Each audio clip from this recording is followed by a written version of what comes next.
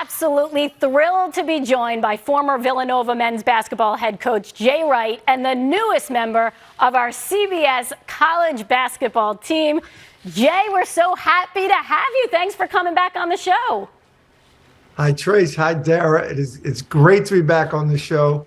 I almost feel like a regular. That's cool. I didn't realize there was that many. I didn't realize how old I looked either. Oh, don't worry. We're going to get you back on the show plenty of times now that you're a part of our CBS team. We're going to talk about that in a second. But first, last night, your Villanova Wildcats tipped off their season with Kyle Neptune as the head coach, and you were in the stands watching their win. What was that like for you?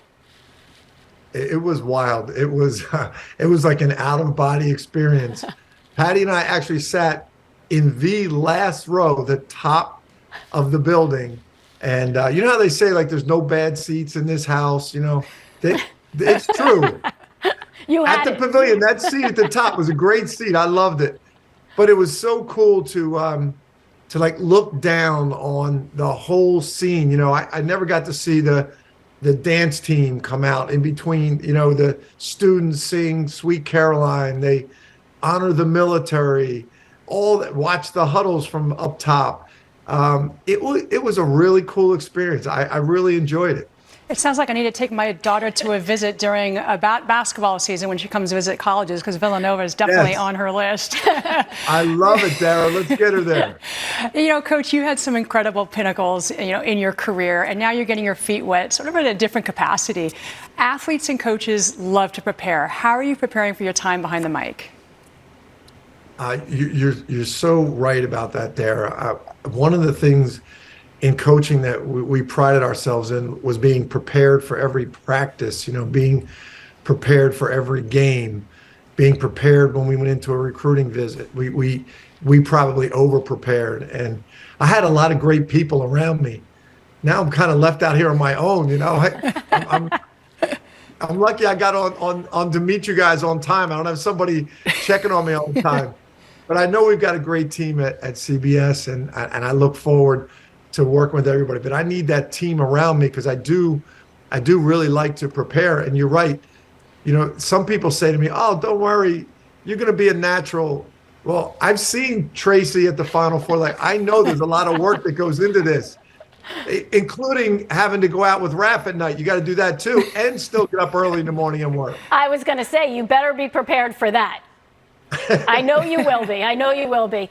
But, you know, when you talk about research that you've done on the college season, because in reality, you're really focusing on your team more so than anything in your opponents. When you look at this college basketball season, to me, what stands out is some of those big names of a Marcus Sasser and a Drew Timme and a Hunter Dickinson returning, you know, deciding not to go into the draft. How good is that for the game of basketball? It's awesome, Tracy. And it's big guys, right? Because maybe the NBA, the style of play, isn't ready for them yet, and they're not ready for the NBA style yet, but it's great for college basketball. And we all talk about the NIL and, you know, the struggles and the transfer portal and all this, but the good thing is, because of NIL, these guys are staying in college, and you've got more experienced players. It's actually going to help the college game. You know, when you do Final Fours, the teams that get to the Final Fours have the older guys, the experienced guys. There's going to be more teams like that, and it's actually going to help the NBA, because they're going to get more mature players coming to the league, more prepared to play. You know, speaking of the Final Four and the tournament, you know, I've been to a few Olympic Games, and the one question I get asked is, what is your favorite Olympic game? So I have to ask you, what tournament was your favorite? I mean, you've been to many, you know, so I'm just curious to hear why you would pick that. Well, I know you've been to so many Olympics, and we just got back from Tokyo, and it was so exhausting going one time and doing that one time. I can't imagine you doing as many times as you did. We're staying in that Olympic Village. We were with the basketball team. We were in a nice hotel. Well, yeah, we get the short end of the stick on that deal. I love the tournament. My favorite of all the tournaments we've been in, each one special. But the towns we actually, the two we won were in Houston and San Antonio, and it was so beautiful. It was beautiful weather. The towns were great. The people were great. So obviously they have to be my two favorites. The Chris Jenkins shot, that's got to stand out to you. That one, Trace, is just, that's in your heart forever. It's kind of one of those ones that every time they play it, you're kind of watching like, did that really go in? You know, and you can't believe you actually were a part of that. I couldn't believe it either, sitting courtside there.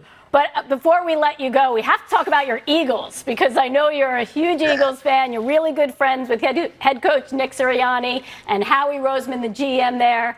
What are your thoughts on Jalen Hurts and what they've been able to do this year so far? I'm so impressed with the character of the people that Howie and Nick have put together. And it starts with Jalen Hurts.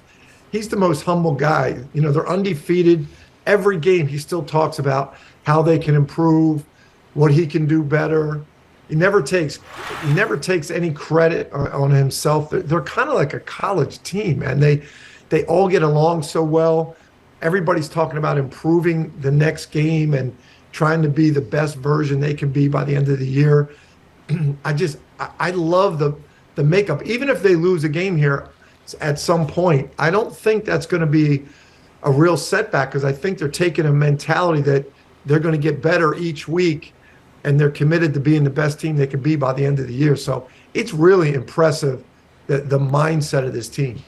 And as you know full well, that definitely breeds success, no doubt. Don't miss Jay's debut with us here on CBS on December 7th at 7 p.m., where he'll be on the call for UPenn against Villanova right here on CBS Sports Network. And I love that, Jay. You get to call your own team for the first time. Now, that's not going to be difficult. No. I think they're worried if how good I can do research and say, let's give them one easy one. And Penn we've played every year. I'll tell you, I don't think they got a lot of confidence in me here, Trace. Covering your own team is not easy, I can tell you that. Well, good luck. Thanks for coming on, and we can't wait to see you later on down the road.